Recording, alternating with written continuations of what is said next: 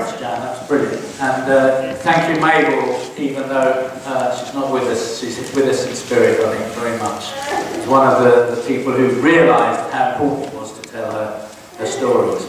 And it wasn't, I think, when did St Lawrence's close? It wasn't that long ago, I think. It was now you're asking. 3 or 4 years ago, I'm a I think. historian, I may It was incredible that actually as the population grew, more and more people were in these long stay hospitals. More than 500,000 people were placed in them. And it's only 40 years ago this year that any child with a significant learning difficulty was deemed educable in this country. That's not very long. And in fact, it wasn't until 2001 that they had to do the national curriculum. So that's even less in terms of entitlement. So there's a long hand of all of this thinking with us still. And we really do have to challenge using the ammunition that we get from the work you do and everybody else does, to challenge people's ways of thinking. And one last fact before I go on to our next speaker.